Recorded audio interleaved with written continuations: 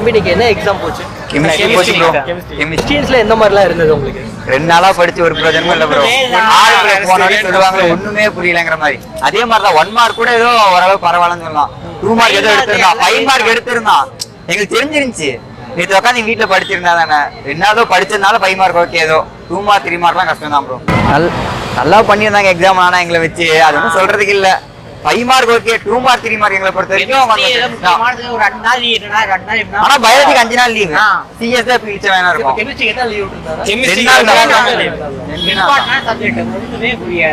ஆனா क्वेश्चंसல புக்ஸ்ல உள்ளதான மோஸ்ட்லி வந்திருக்கீங்க. ஒரு காவாசி புக்ல நான் ஃபர்ஸ்ட் வீடியோ நாங்க எடுத்துக்கறோம் வைங்க. 2 மார்க்லாம் ஒண்ணே ஒண்ணு தான். ஃபர்ஸ்ட் வால்யூம்ல இருந்தே ஒண்ணு தான் வந்துச்சு நாங்க படிச்சதுல. நாங்க என்ன பண்றது? 3 மார்க்லாம் கூட பரவாயில்ல 3, 5 மார்க் 4. அதுக்கு மேல மனசே விட்டுட்டோம் நாங்களும். எக்ஸாம் மேல நான் இவனை பாக்குறேன், நான் முடிஞ்சு பாக்குறான். ஒரே ஒரு டைம் தான் எழுதுனேன். உண்மையா ஒண்ணுனா 2 கதை கூட இல்ல. இவலாம் எடுத்துட்டு போனான், அதே வரல. இதுக்கு என்ன சொல்றீங்க? காசு தான் வேஸ்ட் ஆயிடுது.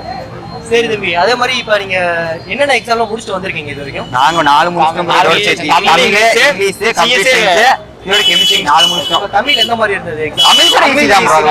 இங்க எல்லாமே ஈஸி. இங்கிலீஷ் கூட 1 மார்க் டஃபா இருந்துச்சு அவ்வளவுதான். சிஎஸ் கூட ஏதோ 5 மார்க் 2 மார்க்லாம் ஈஸி. கெமிஸ்ட்ரி தான் 2 நாள் லீவ். இன்னும் ஒரு 3 நாள் தந்தா கூட நான் பண்ணிருப்பேன். படிக்கிற மாதிரி பேசுறேன். கம்பேர் பண்ணும்போது உங்களுக்கு கெமிஸ்ட்ரி கஷ்டமா இருந்தது. அது ஒத்துக்கிறோம் நாங்க. Okay okay okay. அடுத்து என்ன எக்ஸாம்ஸ் இன்னும் சொல்லிருக்காங்க? இன்னும் எவ்வளவு டைம்? 2 முடிச்சா நாங்க போயிரோம். பிசிக்ஸ்க்கு ஒரு 3 நாள் இருக்குன்னா மேத்ஸ்க்கு ஒரு 3 நாள் இருக்கு. 3 நாள் இருக்கு.